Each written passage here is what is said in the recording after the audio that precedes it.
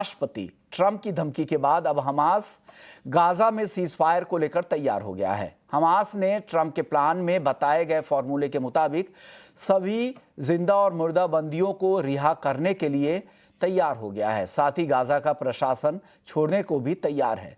Hamas के ऐलान के बाद ट्रंप ने इजराइल को तुरंत गाजा में हमले करना बंद करने को कहा है। वहीं इजराइल ने कहा कि वो ट्रंप के गाजा प्लान पर काम करने के लिए तैयार हैं।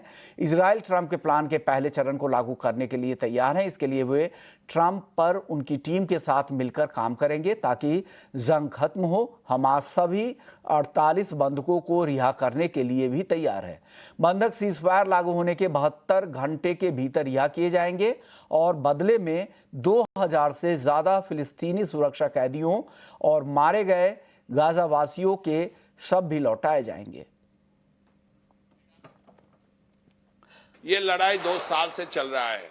7 अक्टूबर हमास अटैक किया था इसराइल को, अब बहुत कैजुअलिटीज हुआ था। उसके बाद गाजा पे अटैक हो रहा है, अभी वो लड़ाई चल रहा है। अभी भी उसमें भी बहुत कैजुअलिटीज हुआ है, विमेन एंड चिल्ड्रन भी है उसमें। बहुत ही हुतीस का साथ लड़ाई हुआ है, हिजबुल्लाह का साथ लड़ाई हुआ है, ईरान वाज अटैक्ड। तो बहुत कुछ हुआ है ये 2 साल में।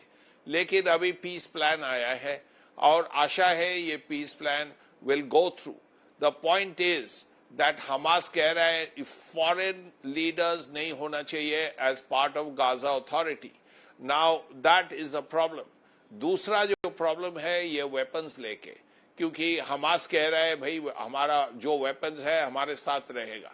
नाउ पीस प्लान में is clear, says that the Hamas has to surrender the weapons. This is a problem. ये problem has to be solved, क्योंकि ये problem यदि solve हो जाए, और प्राइम मिनिस्टर नरेंद्र मोदी कहा है ये this peace plan is a very good one and he has been very supportive of the peace plan. यदि ये peace plan आ जाए तब यहाँ शांति आएगा वेस्ट एशिया में। ये इजराइल के लिए ठीक होगा, हमास पैलेस्टीनियंस के लिए ठीक होगा, वेस्ट एशिया के लिए ठीक होगा, होल वर्ल्ड के लिए ठीक होगा। बिल्कुल।